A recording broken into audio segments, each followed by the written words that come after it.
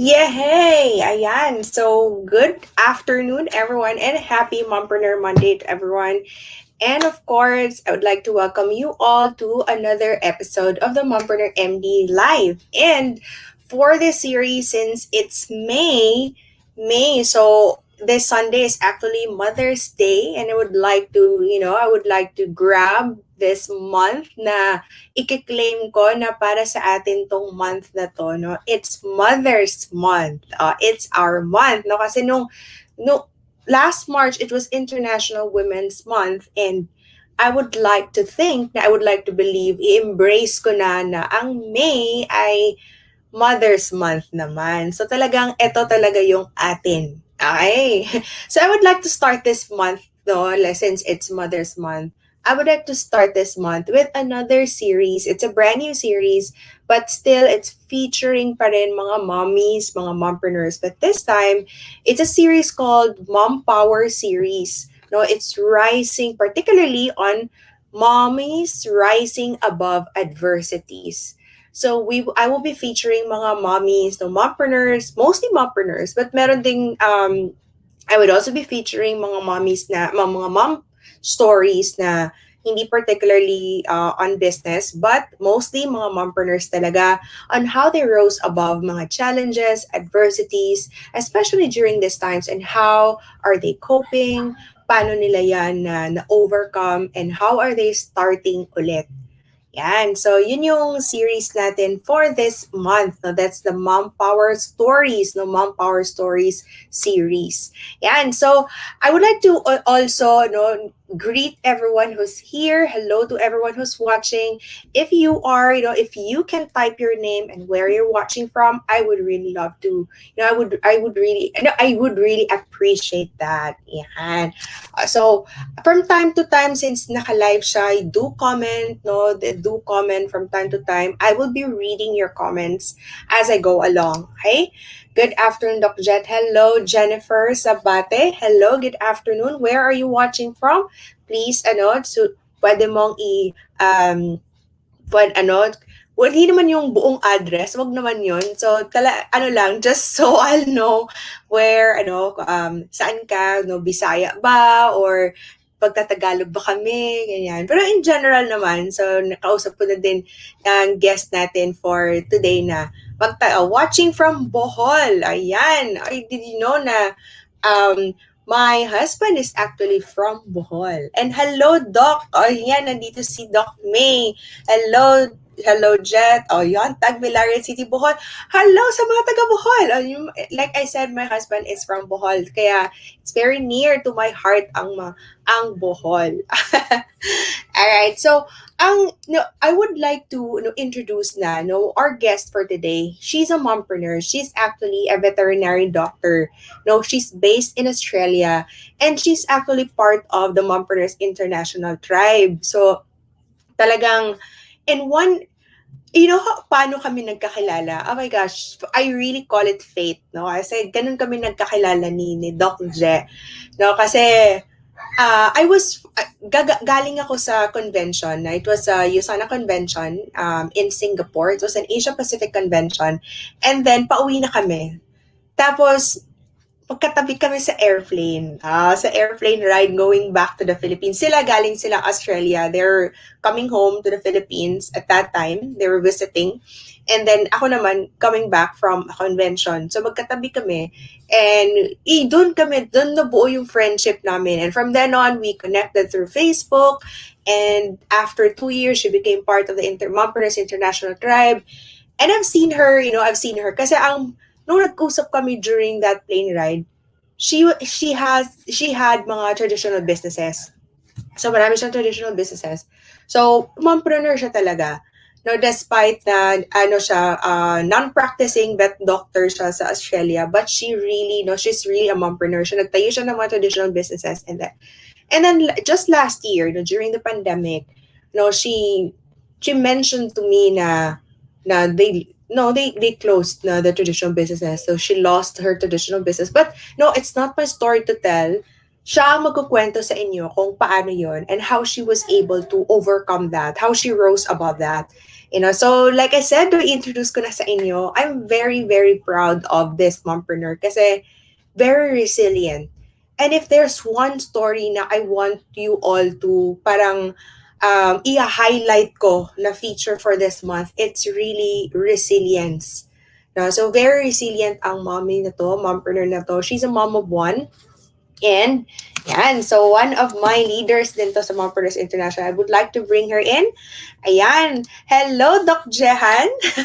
Hello, Welcome Doc down Jen. to the Mompreneur MD Live. And matagal na namin itong pinag-usapan na, Doc, why not talk about online trading, cryptocurrency, ganyan, kasi it's really foreign to me. And I wanted to bring her in also para din meron tayong idea on what is that. No, so thank you, Doc Jeff, for gracing us with your presence. Thank you for accepting my invite. Thank you for having me. I'm very nervous and excited as well to share my story kasi it's not just about the business but it's about rising up. Yeah. So, yun. Perfect. Kaya nga, perfect din si Doc Jahan talaga. Then, sabi ko kay Doc Jahan, huwag kayong kabahan kasi lahat tayo dito, ayan, hi Doc, watching you from Maribok, Bohol. Ala, Bohol. wow! Talagang from Bohol. Hello nga. Ayan. Talagang mga from Bohol. So, like I said, huwag kang magkabahan, Doc, kasi hindi naman tayo, no, we're all moms here, and what I really love about mga like live kasi it's really genuine. So unedited, walang kaano talaga kung may papasok man na anak namin sa scene, and that's part of reality. That's how we operate naman talaga mga moms. So yun. So Doc, let's get on. Let's get to it. Yan. So like I said, yan ang series natin. And Doc, let's start off with getting to know you. Kasi madala. I mean, most of the people here, most of the moms here are, you're new, no? Bago ka sa kanila, hindi ka pa kanila kilala. So we want to get to know you. Tell us about yourself, what got you started into entrepreneurship? Kasi doctor nga, no? So paano yon? Ang layo, 'di ba? Hindi naman Mhm. natin hindi naman yun pinag-aralan mo nung college. Yeah, so um um hindi yun it's not the line of what's this? Industry na gusto kong maging to belong to yung nasa business. So kaya ako nag veterinary medicine kasi gusto ko mag-clinic, gusto ko mag-veterinarian, private practice. But things change when yung after college na yung parang sa Pilipinas yung ano ba, yung politics is too much. So hindi ka makapag-work or hindi ka kung walang ano ba, walang ano yon yung padrino, yung mga ganon. So it became too much. Kaya we decided yung husband ko ngayon, we decided to be an OFW. So yun. But before saying that, yung entrepreneur background ko comes from my mom because she's a stay at home mom since the beginning until naging natapos kaming lahat ng college. She still remained full-time mom, but doing the full-time nanay, she also did a lot of baking. So baking food to sell, mga buy and sell RTWs or jewelries, and lahat din ng network marketing na ano, parang lahat na ano na niya just to supplement the income that my dad is earning. So naging exposed ako sa business, but I never dreamed of doing something on my own sa business. So that's the start of kung saan ako nag-learn, but I did not really put it at heart. Yung parang seneryoso ba. I know that my mom is selling this and selling that, she earns this and that. Pero para sa akin parang I would not be doing that. Yung parang ano ba. So it just went, and then kami mag-asawa, we left the Philippines a year after we graduated. We did not even take the board exam. So we decided to be OFW, but on in line with the veterinary medicine. So we manage a pig commercial farm, baboyan. So we did that, but in the process, parang a year a year into working sa piggery, parang ayokong mag ano, yung parang hard labor job. So I went to school. Yung parang tawag dito TAFE, pero diyan it's like yung parang short courses lang, pero small business management kasi nakita ko yung need ng Asian grocery. Wala kasing ano eh, it's not Mm, accessible. Tapos mm, dumadami na din yung Pinoy. So, yun ang nasa plans ko in the future. Yung plan ko pa naman is like 5 years or yung parang na-settle na ako sa farm ba. Tapos, yun na. Kailangan kasi ng pera. So, when that happened, nag-aral ako in 2012. We arrived in 2008. Tapos in 2012, kasi nasa plano na eh, I need to prepare myself kasi gusto ko mag Asian grocery. Kaya lang, yung personality ko is very introvert. Yung parang, how would I even do it? Na medyo shy ako, but I have no choice. It's either I stay in the piggery or I'll do something else and develop into someone na, yung parang china-challenge ko yung self ko ba na I mm, should be this. Otherwise, I will just be in the farm na lang. Yung parang ganon. mm, So, ginawa ko yung course, natapos ko. And then, it happened in 2015. So, mm, so yun yung ano. But, behind that dream of owning or running the business, there's the dream of having a family first. Yun sana, a mommy first, before yung negosyo. Yung parang ideal ba, pag malaki na siyang konti, yeah. no, magnegosyo, eh iba yung nangyari eh. Mm, Rounds of fertility workups, rounds of miscarriages, yung parang I've had enough. I've had enough in 2015. Yung parang ang tagal mong gustong magkaanak ba, and then it's mm, not happening. So, inuna ko na yung ano, yung negosyo. So in 2015, we opened up a grocery shop here in town. So, ano siya, yung parang, kasi nandun na lahat yung pera eh. Yung parang, mm, yung parang pangpamilya sana, to have a family, we mm, converted it to yung energy, yung pera, parang in Bisaya, ng luod ba? So, mm. I have to, ano yun sa Tagal, basta, nagtampo, yung parang nagtampo kasi Oo, yun. hindi nabigyan ng baby, ganyan. Mm, Binuhos namin lahat ng energy, ng pera, ng ano, doon sa shop. So, naging malaking grocery shop yan. And then, the irony is, after a year, 2016, I got pregnant.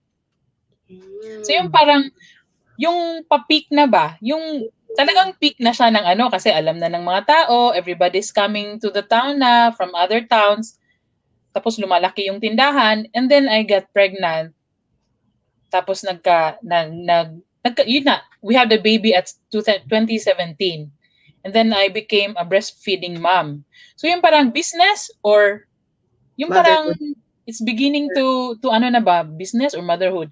Pero I chose business pa rin. So while I'm in the till, Mm, may cat sa ano sa tabi.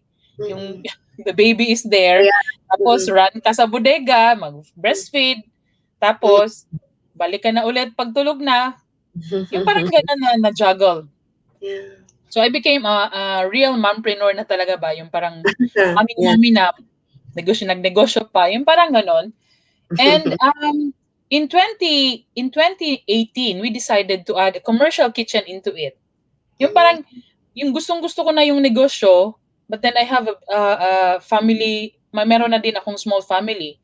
But I still push through kasi I have a vision, yung parang, eventually we can get staff. Yung parang gano'n, yung parang gustong-gusto mong mag-work out yung ano. So we did that.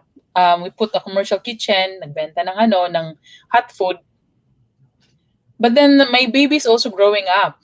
Nung yeah. 1 year, sobra na siya. She's yung toddler, early stages of Yeah. toddler naman na very Yeah. malikot and Yes. very makulit. And then Yes. kami na rin yung mainit na yung ulo, and then we started smacking her. Yun na yung we started yelling, and Oh. then it became very evident na this is not what we really wanted. Mm. This is not what we really wanted kasi yung parang napapalo na, and then very unreasonable kasi sleepy yung bata at 11 o'clock. 11 o'clock is cooking time para ibenta pag 12 o'clock. Yung parang ganon. So Mm. we had, yung parang ituloy Mm. ko pa rin to, but I don't know how to stop it. Yung parang ganon. But in 2019, the pandemic started, the news of pandemic started.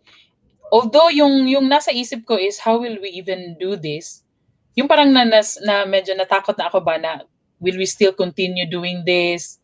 Tapos papasok na yung mga regulations. Nung early 2020 nangyari talaga. So, parang yung answer ng tanong ko whether I have to choose family over business, doon siya nasagot, but with a Wow.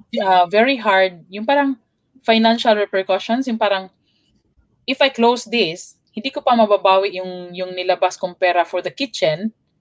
Yung parang ganon. So, it took us a while to really discuss, and kasi at the end of the day, yung pamilya pa rin yung priority, yung bata pa rin.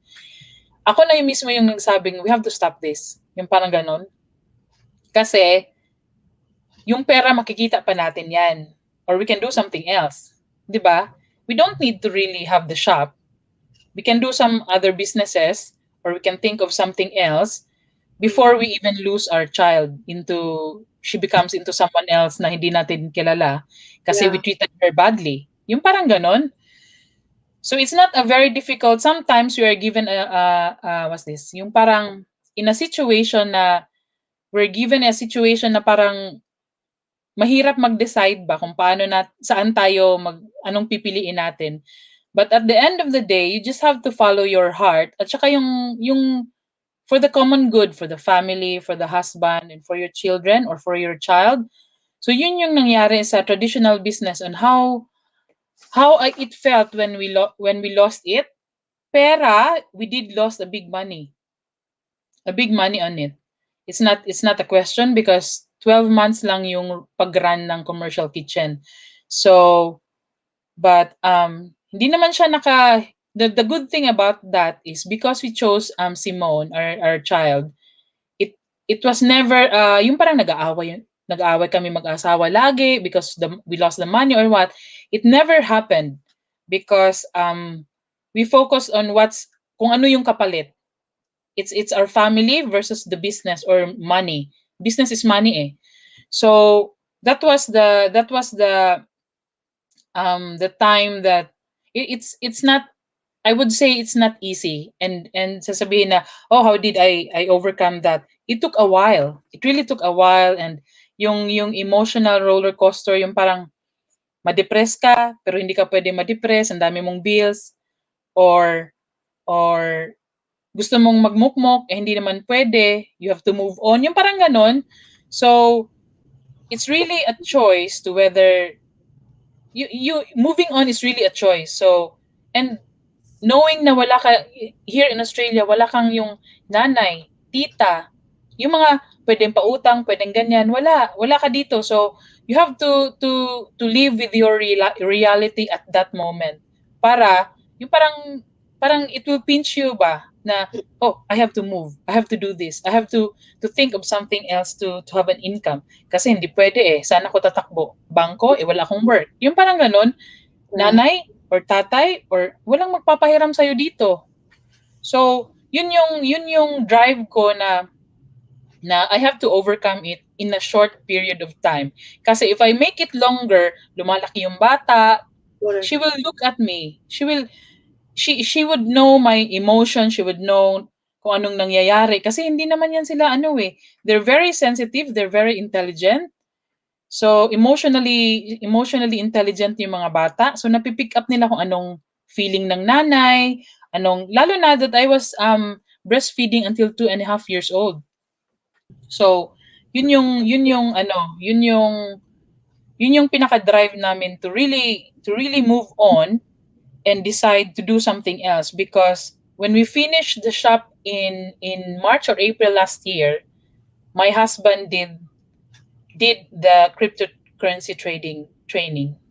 So it was yung sinalo ba agad, yung parang wala tayong choice eh. It's Mhm. either wala ring trabaho kasi no, it's COVID. So sarado lahat and you have to upskill before you get into the workforce again. So yung ginawa ng husband ko, he went into cryptocurrency. But before that we already have yung previous experience but not as trading. Mhm. So yun yung nangyari. So when we venture into when we yung nag ano si Ian, my husband, when he went into cryptocurrency trading, may reason din yon kasi in 2019 booming yung Bitcoin eh. Yung have you Mhm. heard about Kappa, about Regen? They're Mhm. all cryptocurrency based investment schemes. Pero it's not really a scam. I would think it's not a scam. Naging scam lang siya when people became greedy, the mid yung middlemen, yung parang ganon. Kasi tinakbo yung mga pera Mhm. na supposedly for the people. So yun din yung nangyari sa amin. It's a Canadian-based company. So we Mhm. invested money kasi 5% per week yung Mhm. earning. And it happened over several months. Kumukuha kami ng returns. But then they disappeared during COVID. So yun yung what's happening. Yung parang what's happening. Parang sunod-sunod ba? So what Ian did, pag sarado ng shop, he learned the trading himself rather than putting it into a company like it was similar as the Kappa company, but it's Canadian based. So rather than us putting money into investment companies where he traded our own money. So siya na yung nagte-trade. So yung pera mo nag-earn, kayo lang din yung nagte-trade. Yung parang ganun na concept. So that's where everything started. That's how it started. And Mm-mm. Sa ang pagka crisis. yeah, I love it, Doc, na alam mo yung, it's amazing how it unfolded ba, like when you said na nako-compromise na yung family Mm. at the peak of your business. Mm. But then you still chose business at that time. But you had that, no, you had that feeling na I should choose family.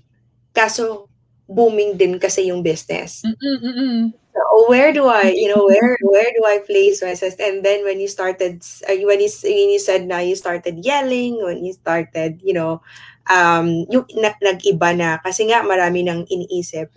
And I mm. like to think na, kasi a lot of people would think kasi the pandemic is really, negative, ganyan, Hmm, ganyan.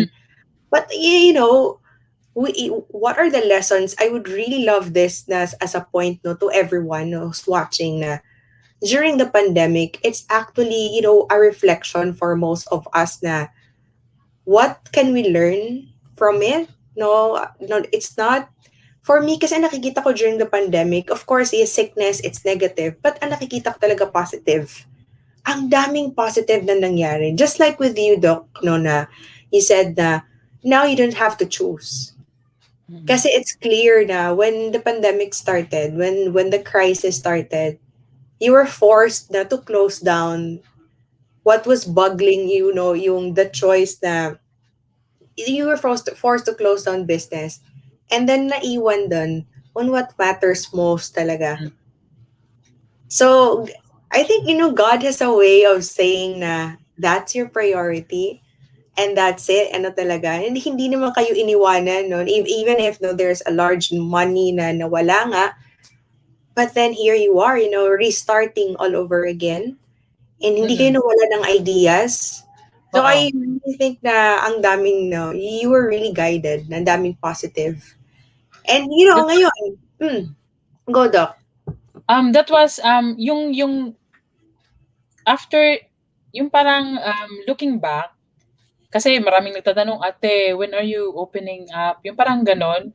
So Mm. I would happily say, "No, not again." Yung parang there's no looking back. It was a good business. Sinasabi ko, I would say that's a good business. Yung Mm. parang I'm proud to have Mm. made it really big. Mm. Pero yung nakikita ko kay Simone ngayon, as a Mm, full-time mom and dad, nasa mm, tabi niya every single day, every hour of the day. mm, Tapos compared to naging negosyo pa rin mm. yung tindahan ngayon, she would grow up differently. Kasi Yes. ngayon yung mga tao nakakakita sa kanya, she's very confident. Yung parang gano'n, oh, she's very clever. She's Mm, very intelligent. mm, I would not say na tini-train ko siya into mm, something else, but mm. I think it's more of the confidence knowing na yung parents niya nasa And tabi niya all the time. wow. Kasi I love sinasabi ko sa kanya, "Langga, I would love to buy you yung remote control car na yung parang nasasakyan ba, mm, yung yeah. fancy, Uh-uh.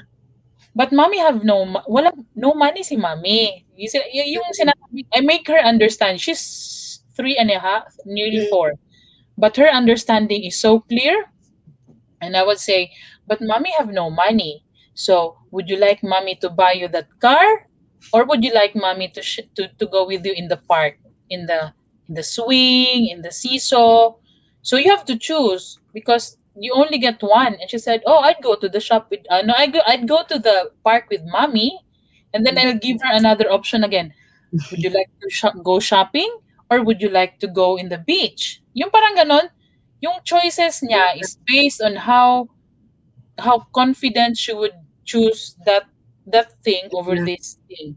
So sabi ko, may ginawa tayong mabuti dito. Yung parang we're doing things right somehow. Minsan Yeah. napapalo natin, but then how she grew up to be very yung parang and then she have that attitude na strong ang no, strong ang yes, there's no Mm, compromise. Yung parang ganon, yung parang parang mm, little adult na yung inaano ko. But yung parang I always reflect on paano kung kinontinue ko yung tindahan, would she be like this? Kaya it's always yung parang lesson, I always go back to the shop. Yung parang trauma, there was happiness, there was a climax in everything, but yung dumating si Simone, yun yung parang I have no regrets giving up that business nice. because I can see her now. Iba yung pagiging nanay eh. Yung, no? Yeah. Grabe. I used to be a very, yung parang Go. alpha, an Yes. alpha. Yan Yeah. yung, I'm an alpha. Kailangan ko, I have to be number one. Yung parang, I'm not Mm, competitive, but I have to be on my A game lagi. yeah. And I have to Nice. do this. I'm a career woman. Yung parang ganon. But then Yeah. when you have a child, yung parang humility ba, Mm, situations will put you to a mode na parang there are things na out of your control. So yeah. just stay put. May plan, iba ang plano ni Lord. Yung parang ganon. Tapos Yes. yung patience mo tinitest eh. Ano ba? What's the reason? Ano bang plano ni Lord? Ano bang plan? Ang tagal mo pang makukuha. But then you can see it nandyan na pala. Yung parang Yeah. look at my child. Yung parang ganon. Or look at my relationship with my husband. Yes. Never yung pinaka-crisis namin was 2020. But we never reached the point na nagsigawan kami. Mm, We were on the verge of breaking up. Hindi nangyari yon. O there was no degrading our statuses. Yung parang ganon. Kasi ikaw, ambisyosa. Yung mga ganon ba? mm. Or you made a decision tapos hindi ganun. Yeah, there's no blaming, nothing. So Yeah. yun yung what came out of the Daming pandemic. blessings, no? Yeah. Daming blessings talaga. So, yun Oo, yung so it's I not love it's it, not no? yeah, it's not the material things. Kaya Yes. sabi ko nga if people are wishing for something or kasi ngayon pandemic eh, it's mainly health or pagkain na lang ganon. But I hope people would realize na at the end of the day, yung mga gusto nating mga brand na bag or brand ng car, it's good to dream though, but in a crisis like this, we have to play it like low at the moment and appreciate what's in front of us. Kasi minsan nakakalimutan natin na our husband wants this, our kids wants this, or we ourselves wants this.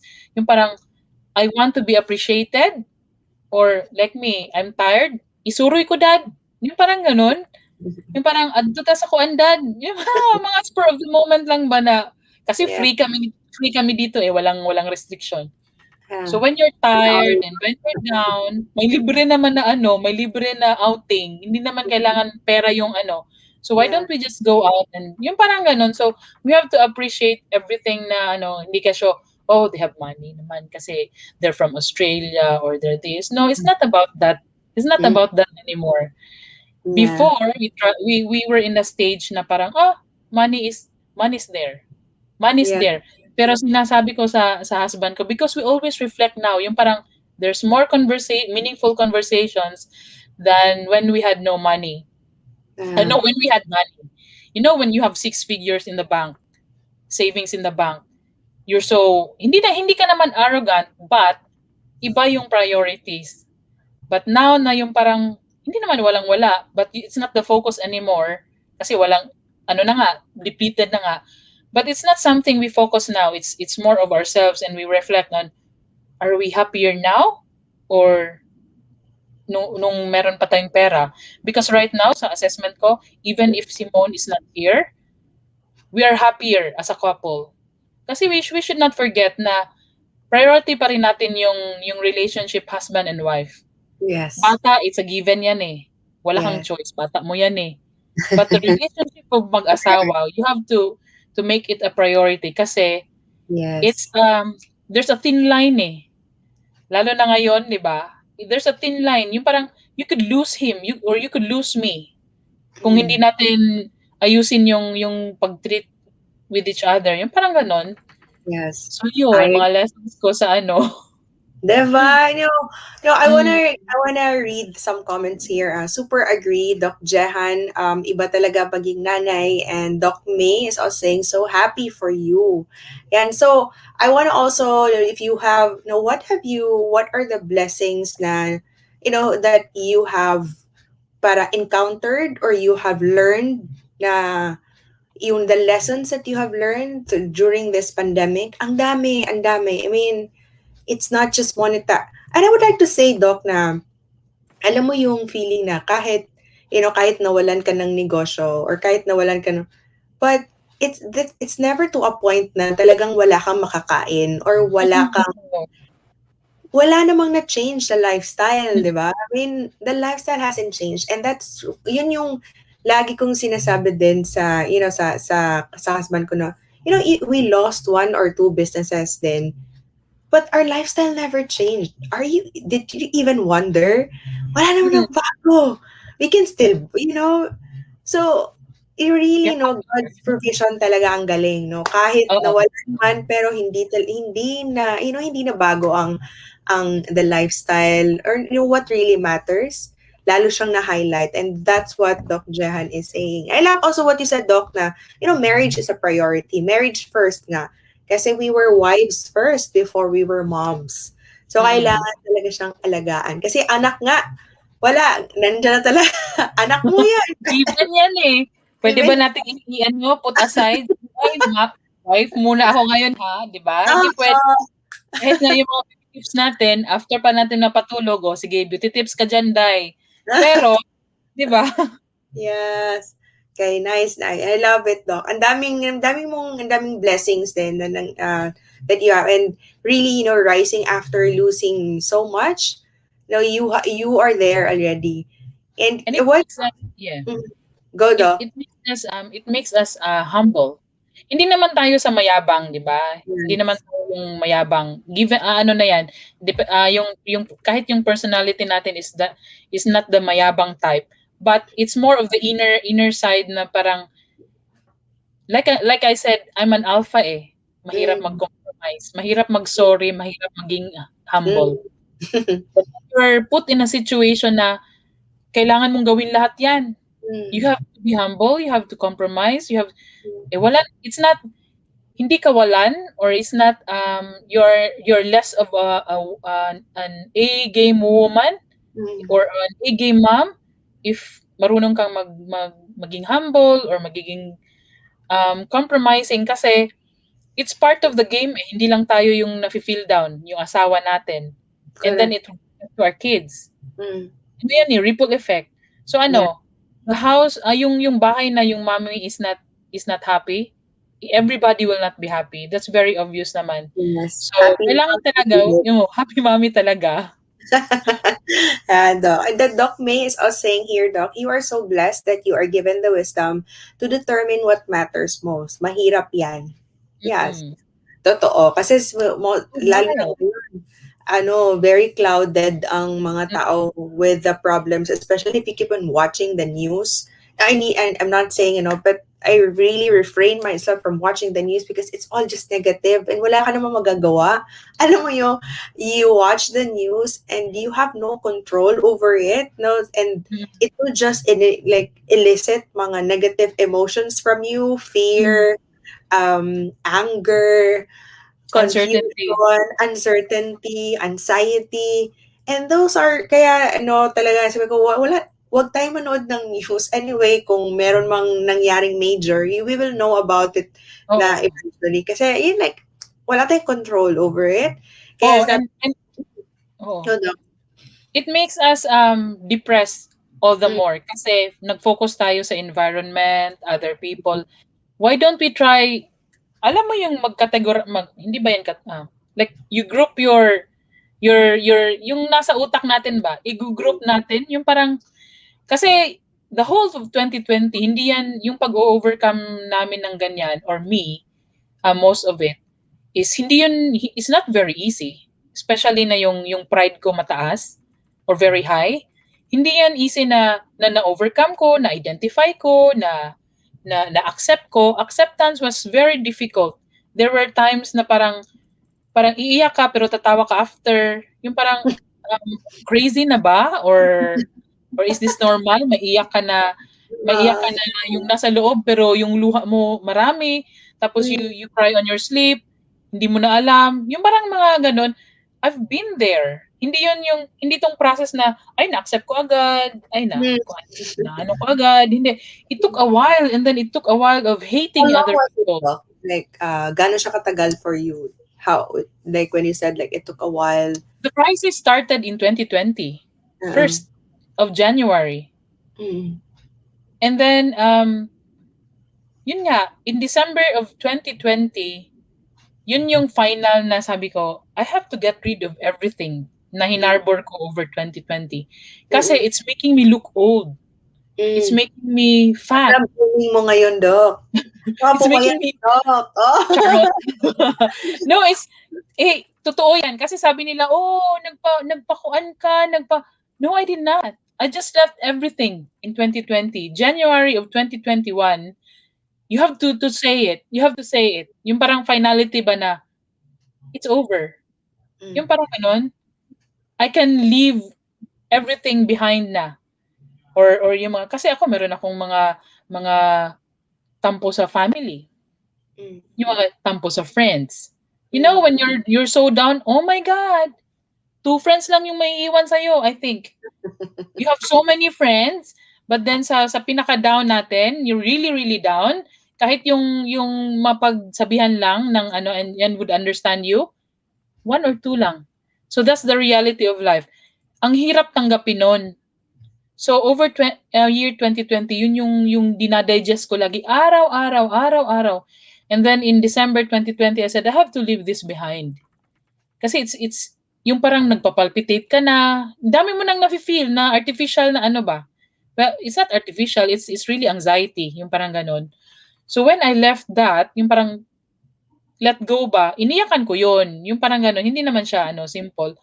But then when you let it go, you became free. I don't care what other people say. I don't care how you look at me. I don't care. Yung gano'n na ba? Yung 2021 ko, yung parang, I don't care. We survived 2020 na iniwan ng lahat. Yung parang gano'n. So why would I even explain myself to you kung anong nangyayari sa amin in 2021? So as long as our parents na yan, parents ko, our family knows ano nangyayari sa buhay namin, that's enough.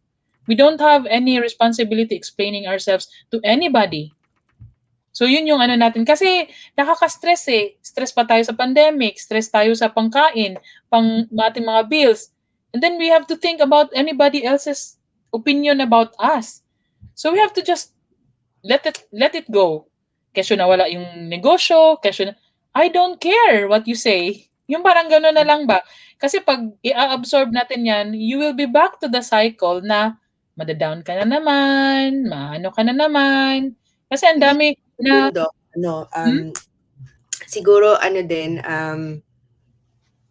it's what's really hard din, hello, to for everyone din na iyon, maybe others are, nasa stage noong 2020 na everyone was blaming each other or everyone was very judgmental na. And then the reality is siguro na-realize na, we have our own battles. We have our own battles, iba-iba tayo ng mga pinagdadaanan.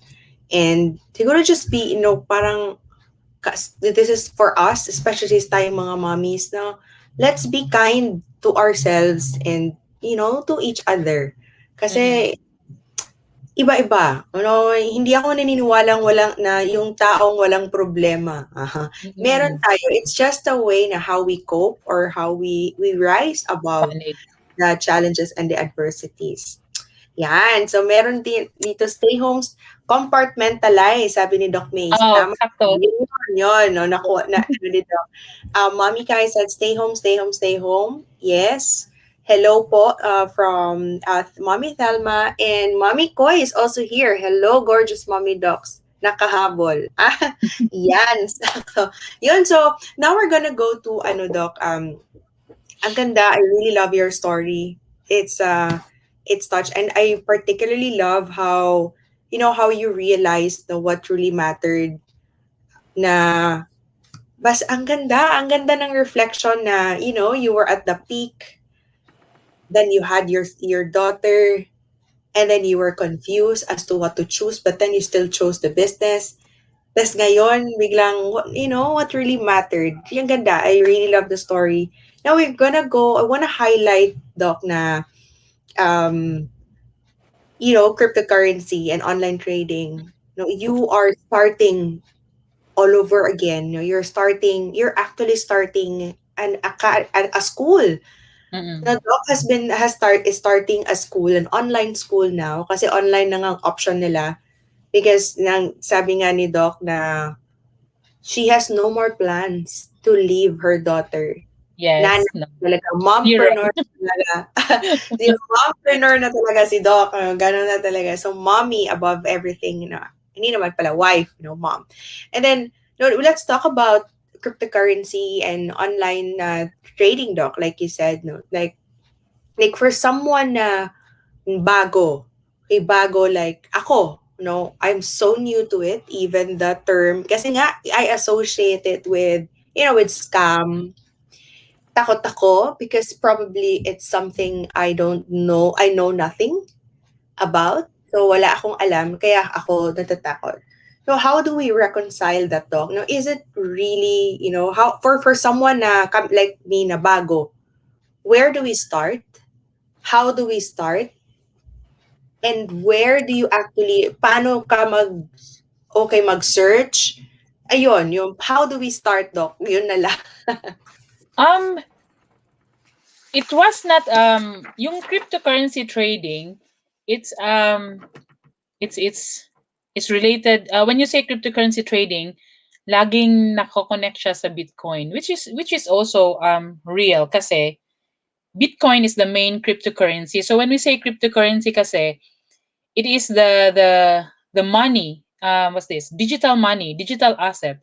So when you say cryptocurrency trading, you're trading yung digital money. So um to really know this, you have to be interested in it in the first place. Kasi don't think straight away na scam or what, kasi you now hear it from mainstream what's this, mainstream news. So nakikita niyo sa CNN or nakikita niyo everywhere, even in Facebook, yung Elon Musk, yung mga ganon, they're on crypto, Alibaba or Jack Ma. So it's the best year to really invest time in knowing cryptocurrency trading or even the cryptocurrencies. Just be familiar with what's cryptocurrency trading. You can search it over Facebook. No, yeah, Facebook YouTube or even Google. Just know how it's done. Kasi with me, personally ha, mom, I'm a mom and I'm a very traditional business type person. Ayoko yung ito when you do cryptocurrency trading or when you do trading itself, that's money. That's trading money. That's looking at the screen long hours. That's looking at numbers long hours. That's looking at charts long hours, and that's analysis and emotional and mental roller coaster. So, um, for me, initially, I really yung asawa ko he's with it since last year. But we started 2019 investing, but him trading our own money started 2020. And that's when I started to see how it's been done. And I told my husband, I can't tolerate the long hours that you've been doing the trading because you're trading the US or the American time, and that's nighttime here. We have the same time zone in the Philippines and here in Perth. So I said, I don't lagi kong parang sinusumbat sa kanya, you have no time for us and this. But it's more of the trading, yung alam mo yung outburst na minsan you're frustrated as a wife kasi hindi na tumutulong minsan is from the trading itself because he's training. So looking at him at that, I disliked crypto trading before kasi yun yung nakakita ko eh. And then later on the year when he became very good at it, and then he had networks na sa mga may mga co-traders na din siyang mga barkada, and barkada in a good way kasi they're influencing good to him. So yung meron ng plans to really have a training center or an academy, that's when it got me started thinking na what if I instead na lagi akong anti trading, why won't I join my husband into it? I know it's a challenging position to be learning trading, but I'm at home. I'm looking after my child, and I spend more time Facebooking. I've seen some videos in YouTube. So yung parang I have to set a priority whether that time na if Facebook ko, I would use it in learning to trade, or I would use it in just looking at videos in Facebook or what. So, yun na, you have to decide then. Sarili mo lang din yung mag-ano yung parang mag-aaway yung when you try to decide, it's still yourself na yung parang, bitaw no, I should just, oh, why don't I give this a chance? Yung parang, it started in November when I said, okay, okay, yung parang, na-accept ko ba na pwede?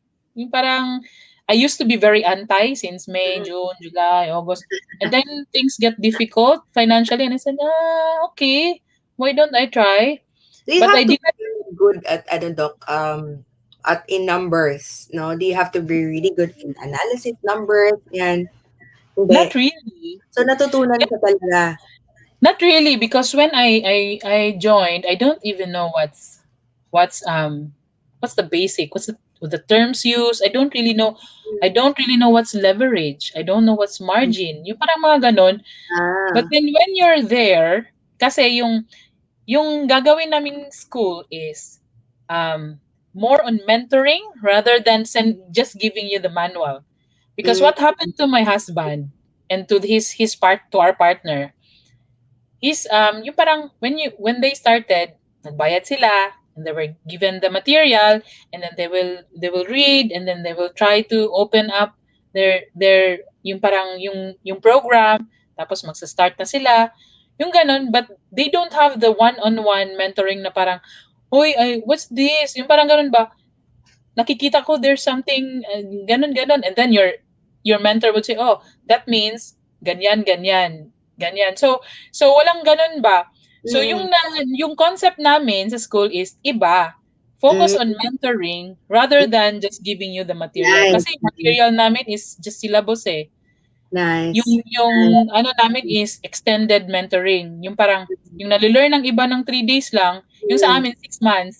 three Nice. months, 6 months. Oh, yun. So, yung learning mo, hindi ka iiwan sa ere, kasi that's what happened, eh. Mm-mm. That's why you lose money in learning to trade kasi naiiwan ka sa ere, eh. Mm-mm. Don't really learn it in a week. Mm-hmm. You have to learn it in months. Yeah. Oh. Ano, So, no, you really have to, it's actually like other also businesses na you have to put in mm, effort din talaga. So, hindi effort, siya oh, just effort. so, hindi siya easy money.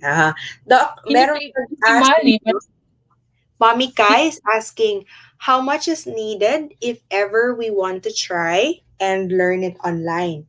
So, how much is needed if ever we want to try? I think initial investment, is that what you initial mean? if you mean about initial investment, kasi we have a different tariff for Philippines, eh. Hindi namin ipapareha sa Australia kasi yung Mm-mm. Australia, meron kasi kaming face to face, eh, yung parang pumupunta sila dito Mm-mm. sa ano namin. But in the Philippines, it's fully online, and the Mm-mm. material is over is yung parang yung e-manual lang, yung Mm-mm. parang gano'n. Mm-mm. So, and our tariff is based on, yung kaya lang din ng Philippine market, yung parang Mm-mm. gano'n. That's Kaya the that's ng the mga fee. mommies, Doc. Ang Kami cheese. kaya ng mga mommies. But if you talk about the initial investment, it really depends on you, because hindi na siya yung parang we're not the investments company, eh. We are the people that teach you to invest your own money on your Mm. coin that you wanted. Bitcoin, say Bitcoin. So ikaw na yung magte-trade, hindi kami. We are just Mm. coaching you. We are just mentoring you until ano ka na, magiging confident ka na. So that's the beauty of it, kasi if you have $500 US dollars, start with it. If you Mm. have $100, why don't you start with $100? Yung parang Mhm. ganun with me, kasi yung akin parang crash course, eh. Part ng yung teammates ko dalawa, eh, dalawa yung coach ko, meron katabi ko, yung asawa ko, meron din yung ano, kasi yung isa, yung partner namin is Philippine-based.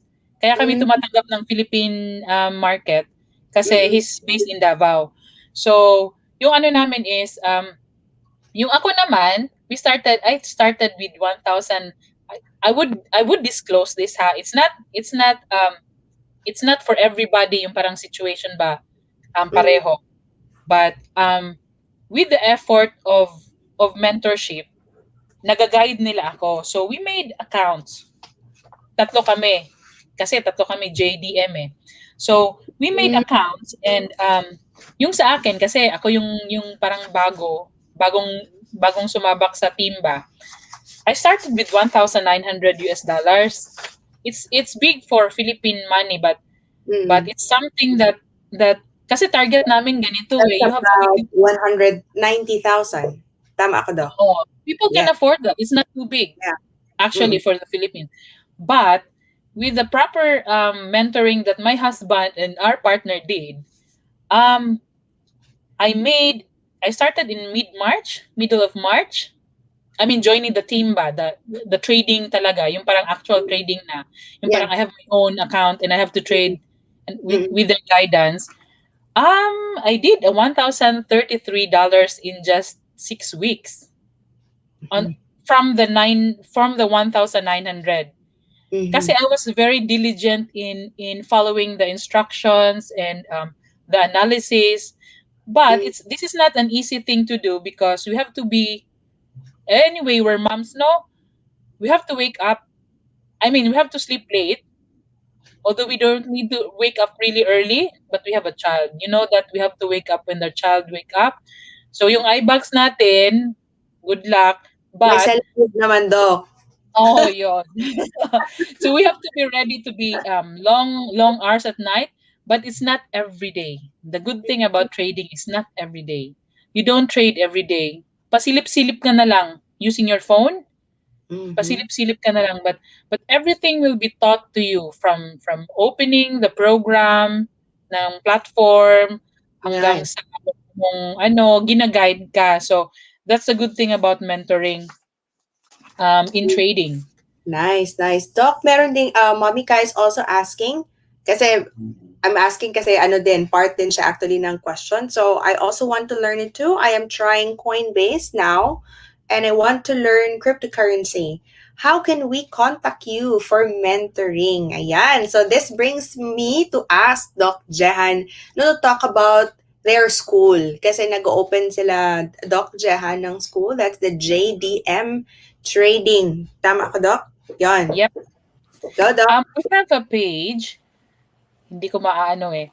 But we have a saan nila makikita? Pwede in the comment Yes, yung ano na lang, Doc Jahan, right after this live, Doc Jahan will put the link in the comment section where you can contact Doc Jahan in terms of mentoring or yung sa school nila. Doc, no? Mhm. Yan. Kasi I So, have an email address and yeah, meron din kaming page which is the mhm, JDM Trading Academy. mhm. And yung email, you can just quickly, kasi yung phone number, mahirap na din yung, or you can just message me in Facebook. Ah, I yes. think it's easier in Facebook. Kasi Oo, pwede kong doon ko i-forward personally yung yung mga mga infos. answers ng mga queries nyo. Anyway, yeah, sa Facebook na lang kasi mas personalized, mas machika pa kung ano yung Yeah. yon. Doc Jan's Facebook is Jehan Gaviola. So yun, so you can reach her through her Facebook page, or Facebook page, her personal Facebook pala. Ayan, Jehan Oo. Gaviola. Ayun. Yan, so any more questions? Kasi I wanna ask, no, this is one of mga last few questions namin, Doc, for you. Like, what are your tips? So, for example, the mommy Kai here, she wants to learn it, no, pero what are your tips to for to succeed in cryptocurrency trading? Number one is you have to give it time. Yung parang it's not kasi minsan it's very emotional na parang oh she's earning this or I know na meron kayong mga kaibigan na earning this na and earning. It's real, it's true. Pero we have our own pace eh. We have our own learning process. Kasi baka sila nagbabayad ng mga different what's this institution na nagsisignal sa kanila to buy, to sell, ganyan. Iba yun eh. It's they won't disclose it. But yung advice ko number one is to have you really have to learn the basics. So yung school namin is cryptocurrency trading, but the principle is basically for everything, forex, stocks, or any sa trading. So it's really the fundamentals of trading, but we focus on the actual trading or actual demo. It's really on cryptocurrency. It's really on Bitcoin and the risk management of it. So you have to learn the basic. You have to research what's the basic terms, the basic everything basic about cryptocurrency trading. And Bitcoin, you read a lot about Bitcoin. Hindi yung not the scam part of it, but no who's Bitcoin? Sino si Bitcoin? Ano yung Bitcoin? How did it started? Para you get to appreciate the coin that you're trading, the main coin that you're trading. So and with that there you should be very patient because let's just say you will start learning today. Give yourself 12 months and you will never look back. Kasi if you, kung Tagalog na, madaliin mo yan, it will be very premature. Your decisions are different. Yung parang ganon. So if you give yourself some time to really learn everything, now not really the whole part of it at once, but during the process, say 6 months of learning, that's good enough. Everything else will just follow through. And then do not be my one tip is also don't be greedy. So um if you want to start, you may start small because you don't look at other people because it tends to yung parang ma-tempt ka din to put on big money pero yung diskarte natin is still very very young.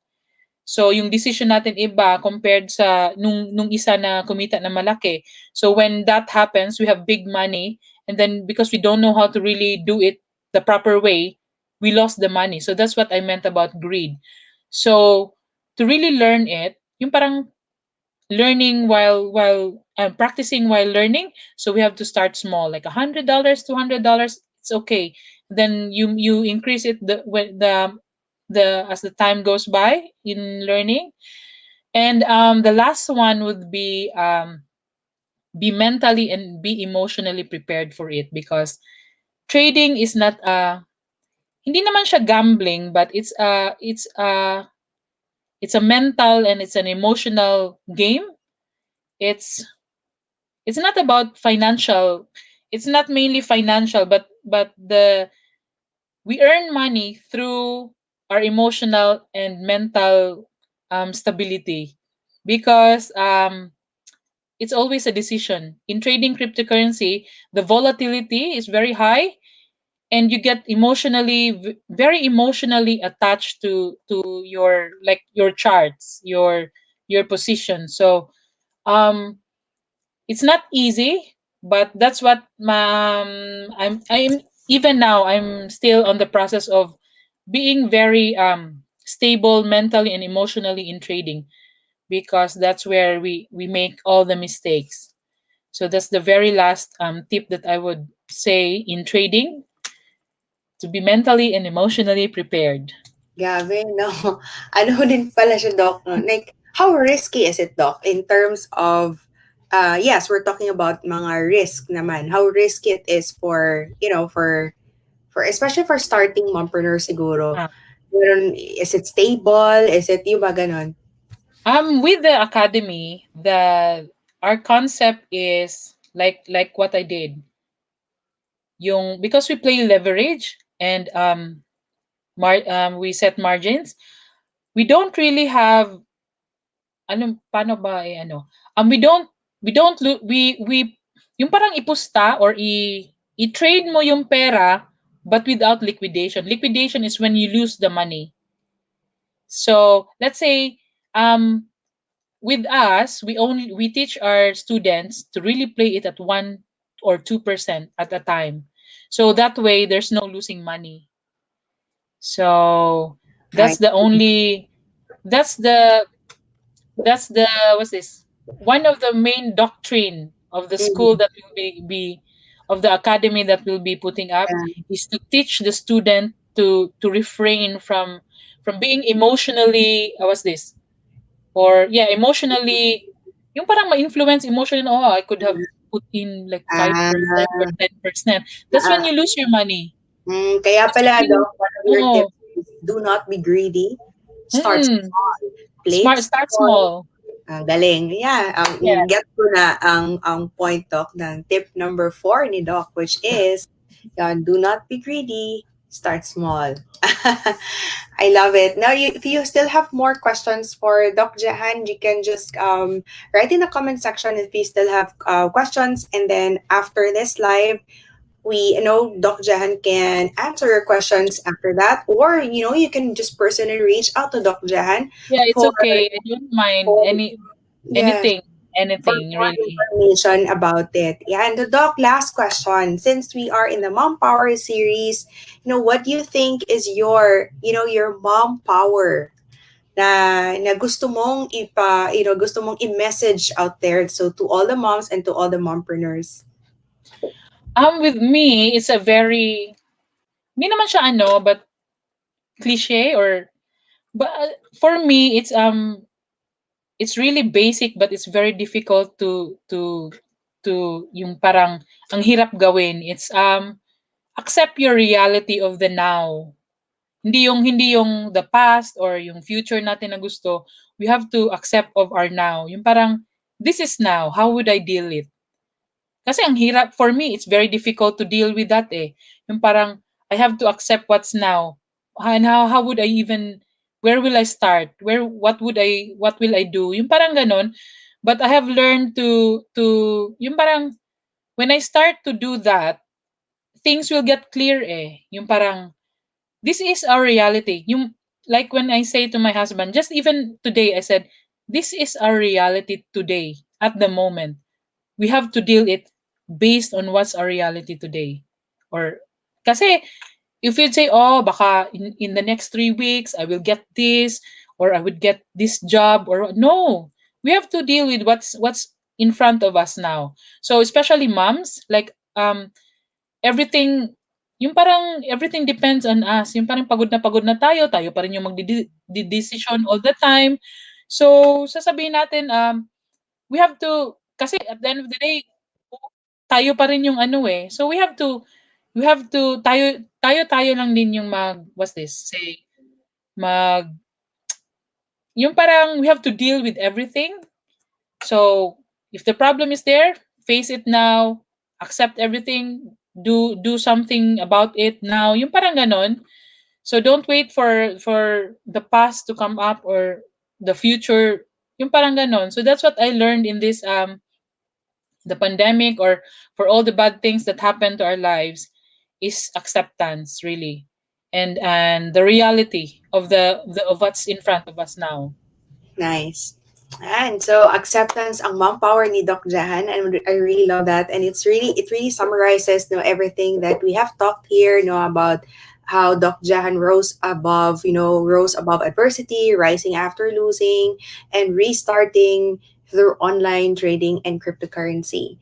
And with that, thank you so much, Doc Jahan, for for this. It was a very very inspiring, empowering, very enlightening, tsaka ang dami din I nating hope. no, we also learned a lot as well. So thank you so much for being here. And also thank you so much to everyone who's watching. For next week, I'm bringing in three mommies and no the sa Mompreneur MD Live next week. So expect to learn a lot again next week. So I hope to see you, all of you, again next week. Yeah, thank you so Thank much, you. Doc. And the page of Doc Jan, ililink ko lang sa comment section so you can message Doc Jan. Thank you and have a nice Thank afternoon, everyone. you. Happy Mompreneur Monday.